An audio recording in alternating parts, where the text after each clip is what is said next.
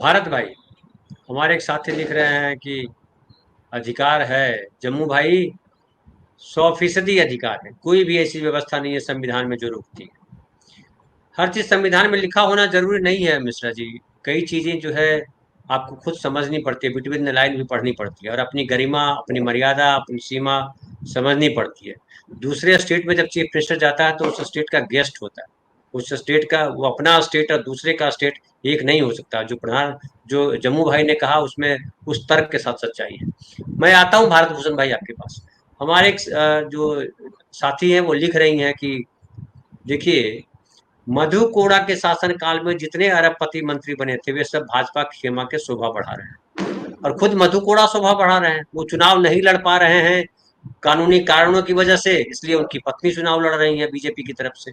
तो भ्रष्टाचार के मसले पे तो बीजेपी पूरा एक्सपोज हो चुकी है। उसमें कहने लायक क्या कुछ बचा है भारत भूषण भाई? जी, भ्रष्टाचार के मुद्दे पर तो भाजपा के पास कहने के लिए कुछ नहीं है, लेकिन फिर भी अपने आप को पाक साफ बताते रहेंगे। मैया मोरी मैं नहीं माखन खायो, ये उनका पुराना शगल है। तो मक्खन मक्खन खाते रहेंगे और इल्जाम लगाते रहेंगे, और ये कहेंगे कि मुकदमे वापस नहीं हो रहे हैं इनके ऊपर। इनके जो भाजपा के प्रवक्ता हैं चैनल पर आकर कहेंगे, देखिए मुकदमे वापस चल रहे हैं, मुकदमे वापस नहीं हुए। अरे आपने क्लीन चिट दे दी चंद्रबाबू नायडू को, क्लीन चिट दे दी अजित पवार को। आप क्लीन चिट देने के बाद भी आप कह रहे हैं कि मुकदमे कायम है। आप मुकदमे कायम इसलिए है कि ये वापस भाग ना जाएं जाल तोड़कर। जो मछलियां जाल में फंसी हैं, कहीं वो जाल तोड़कर भाग ना जाए क्लीन चिट लेने के बाद, इनको डर ये रहता। अब एक चीज और सामने आ रही है। ये योगी जी ने, आपको याद होगा, पहले एक नारा दिया था 80-20 का, कि चुनाव 80-20 का है।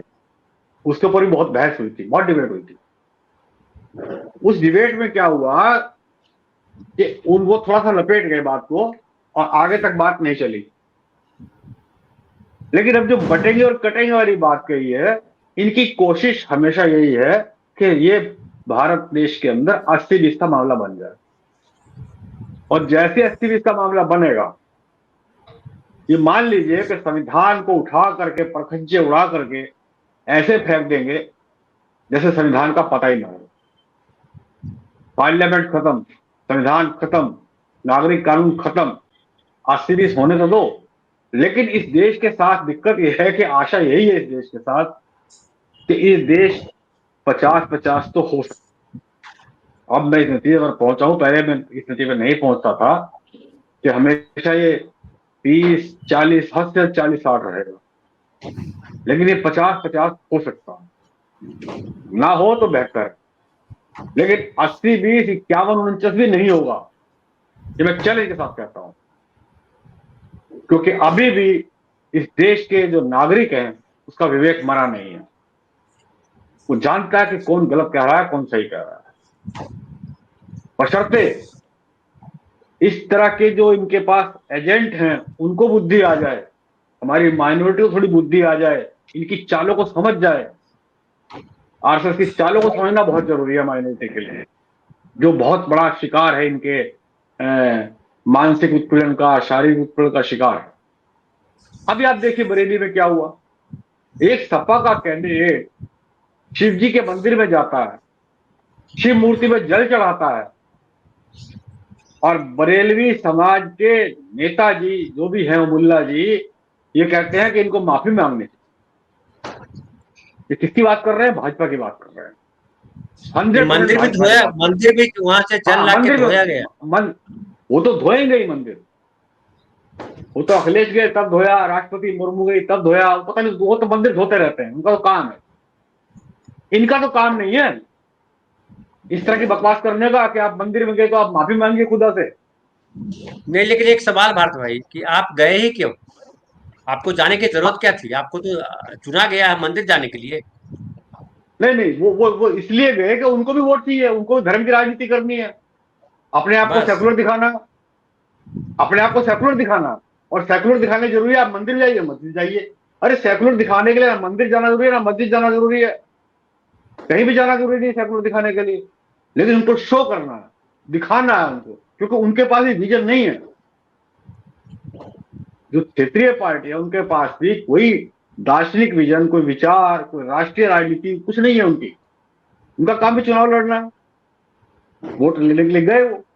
तो ये ओबीसी क्या है, सरासर सबको पता है भाजपा के औजार है, लेकिन टीवी पे सबसे पहले पधारते हैं, सबसे पहले उनके बयान शाया किए जाते हैं।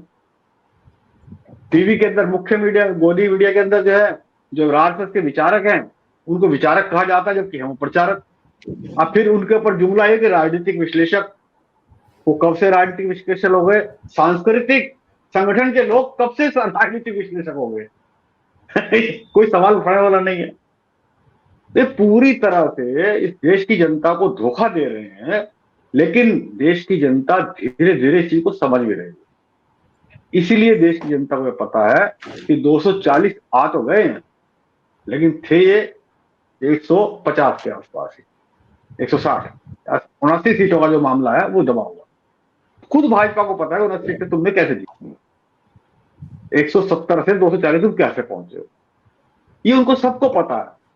बस एक चीज में समझ नहीं जो आती है मुझे, कि जो हिंदू के लोग जो हैं, आप देखिए नेपाल में क्या था, हिंदू राष्ट्र था, राजा के आपस में लोग मरे, गोलियां चली राजभवन के अंदर, बाद में क्रांति हुई, बाद में कम्युनिस्ट आए, लेकिन क्या हुआ यहाँ को? इनको ये चाहिए बस मुसलमान खत्म हो जाए, चाहे पूरा देश खत्म हो जाए। इतनी भयंकर नफरत वो अपने उनके समर्थकों के बीच में है, जो 25 से 30% तक पहुंच चुकी है कुल मतदाताओं की संख्या में। उनकी कोशिश यही है कि 50 तो हो ही जाए, और 80 हो जाए तो बल्ले बल्ले। तो मेरा मतलब कहने का कुल मिलाकर धनंजय जी ये है कि शरद पवार हो चाहे हेमंत सोरेन हो, वो लड़ रहे हैं। और सबसे ईमानदारी से मुझे आज हेमंत सोरेन का जो आपने भाषण सुनाया, बहुत बढ़िया तरीके से लड़ रहे हैं। शरद पवार कब तक लड़ेंगे कहा नहीं जा सकता, आज तक लड़ रहे हैं, कल क्या हो जाए पता कुछ नहीं है। लेकिन हेमंत सोरेन वास्तव में लड़ते नजर आ रहे हैं, भले चुनाव हारे या जीते कोई फर्क नहीं पड़ता, लेकिन बहुत ईमानदारी के साथ अपने भाषण कर रहे हैं, ईमानदारी से चुनाव लड़ रहे हैं, बड़ी ईमानदारी से अपनी बात कह रहे हैं। सबसे बड़ी घुसपैठियां तो उन्होंने कहा कि बांग्लादेश की प्रधानमंत्री है, पूर्व प्रधानमंत्री जो जिसको आपने घुसपैठ कराई, लीगल घुसपैठ कराई, बड़ा अच्छा सवाल किया।